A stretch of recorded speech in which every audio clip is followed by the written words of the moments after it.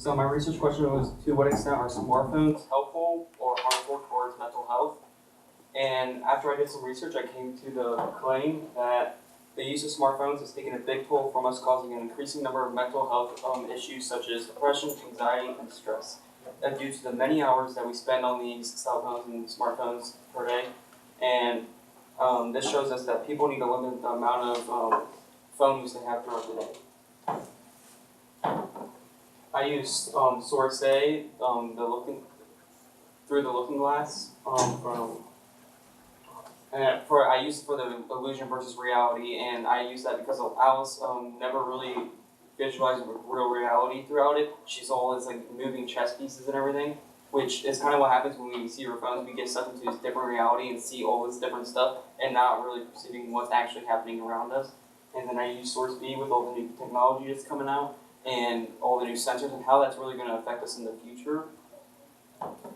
I use a scientific lens with teens, and then a study shows that if you spend 5 or more hours for teens per day on your phone, then it can cause more depression in you, and it actually increases suicidal probability by 71%.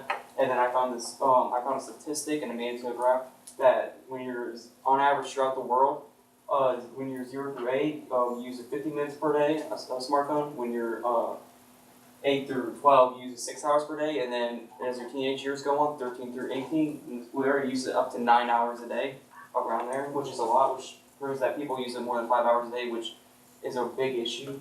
And then there's also a lot of evidence supporting that it's affecting the mental health of adults too. And I got this study from Borelli, which has a bachelor's degree in media studies, so she already knew a lot about this. And then she found out that when your sleep cycle is interrupted by these notifications that are going off in your sleep, you'll wake up and then mess with your sleep cycle so you don't get proper rest, which will cause more depression in adult males, more stress in adult females, and then anxiety in both of them, which really will affect their day-to-day life and how they are with their families or with work, and could cause more issues.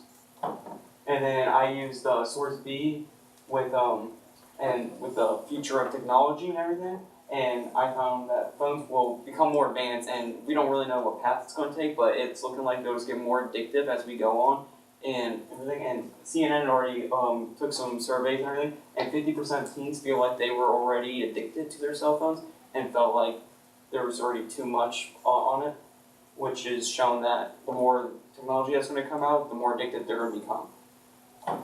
And then I have a couple of solutions limitations. Some companies such as Apple, and I didn't mention YouTube either, Apple has some settings in their settings for screen time, and you can limit yourself for how much you use it for different apps or things like that. And YouTube also has a break time sort of thing where after you watch it for so long, after how long you set it, it'll let you know it's time to take a break or remind you like go do something else. And you can also turn your notifications off, because if you have them off for social media, you're less likely to go look at them because it's not popping up all the time. And also, it's been shown, I was going to explain more in the cultural lens, that you could take breaks from your phone, and people have shown that that really does help them and helps like recharge their minds. And then some limitations are that people are already addicted to smartphones, so it might not even help, and people just keep on using them and not really take breaks. Some people need notifications. Maybe they have an important job they need them on, or need to take calls, or have things popping up all the time. And sometimes they need phones on at all times, which like some people like with diabetes, they might need them because there are sugar counters on them, and instead of like an actual device, it's on their phone on the app, so they need it on them at all times and need to keep checking that. And there's my work cited.